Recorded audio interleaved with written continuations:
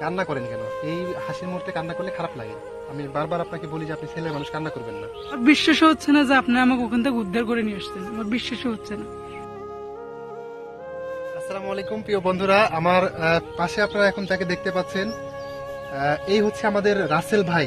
আপনারা বর্তমানে যার ভিডিও দেখে অনেকেই অনেক কষ্ট পেয়েছেন, অনেকের নানান রকম কথা আমরা শুনেছি আমাদের কমেন্টে। রাসেল ভাইকে উদ্ধার করতে বলেছেন। আলহামদুলিল্লাহ আমরা রাসেল ভাইকে উদ্ধার করতে পেরেছি। রাসেল ভাই এখন বর্তমানে আমাদের সাথে আছে। এই হচ্ছে রাসেল ভাই, এই হচ্ছে রাসেল ভাই, পুরাটা দেখেন। তো আমরা উদ্ধার করতে পেরেছি, আমি উদ্ধার করতে পেরেছি, এটা আমার কাছে ভালো লাগতেছে। আমাদের গাড়ি আছে ওইখানে, রাসেল ভাইয়ের গাড়ি গুট্টি সবকিছু ওইখানে আছে, ব্যাগ পত্র যা কিছু থাকে সব আমরা ওইখানে রেখে আসছি। আমি দেখাচ্ছি কিছুক্ষণের ভিতরে। তো এই হচ্ছে আমাদের রাসেল ভাই, ঠিক আছে। আপনারা আপডেট চেয়েছিলেন যে ওর যে মালিক আছে, যদি আপনি ওখানে ওই রাসেল ভাইকে রাখেন তাহলে তো হচ্ছে যে কোনো সময় যে কোনো একটা বিপদ হতে পারে। তো উদ্ধার করতে বলছিল, সবাই আমাকে বলছিল যে আমি যাতে আপনাকে উদ্ধার করি, ঠিক আছে।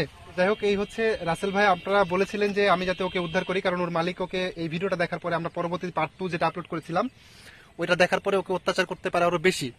তো সেই জন্য আমরা আজকে উদ্ধার করে অলরেডি নিয়ে চলে আসছি নাকি। আমরা এখানে কোনো ভিডিও করি নাই। আমারও একটা মানে খারাপ লাগে যে মানুষের সাথে গ্যাঞ্জাম বা কোনো কিছুতে আমি আসলে জড়াতে চাই না। তো এখন আমরা আমাদের এলাকাতে নিয়ে চলে আসছি। এখন কি করব, রুম ভাড়া করে দিব।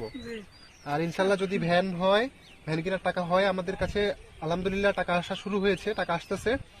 তো কতটুকু পরিমাণ আসে এবং যেটা আসবে ইনশাল্লাহ আমরা চেষ্টা করব। এবং আমাদেরকে অনেক ভাই আশ্বাস দিয়েছে যে রাসেল ভাইয়ের জন্য ইনশাল্লাহ ব্যবস্থা করে দিবে, ঠিক আছে।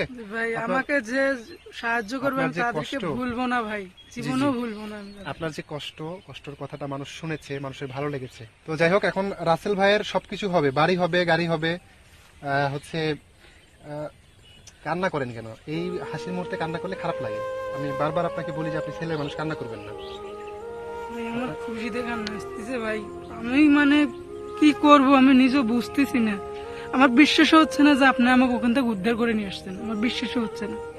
ঠিক আছে, আমাকে অনেক লাগতেছে, মানে স্বপ্ন মনে হইতেছে ভাই। শুনেন, আমি আপনাকে বুঝতে পারছেন উদ্ধার করে নিয়ে আসছি কেন, কারণ উনি আপনার সাথে অত্যাচার করে, তাই তো ভাই। সো রাসেল ভাই ডেলি কান্না করে, এই বিষয়টা আমার কাছে খারাপ লাগে। আপনি কান্না করলে আমি কষ্ট পাবো। আপনি রোজা রেখেছেন না, তো রোজা রেখে আপনি যে কান্না করতেছেন, মানুষ আপনাকে কতটা ভালোবাসতেছে জানেন আপনি। আপনার গাড়ি বাড়ি যা কিছু লাগে আপনাকে সব ইনশাল্লাহ হয়ে যাবে, সবকিছুর ব্যবস্থা হবে।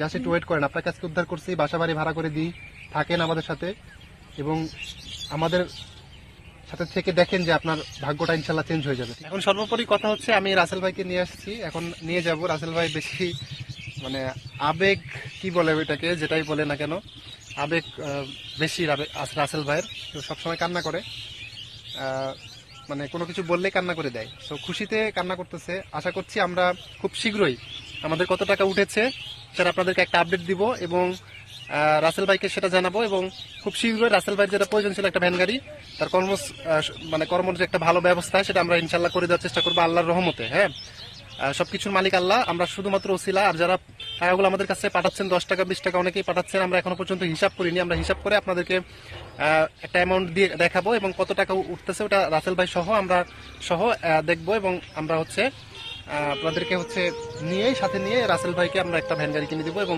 ওনার থাকার জায়গা সবকিছু করে দেবো। সব ভালো থাকবেন, আল্লাহ হাফিজ।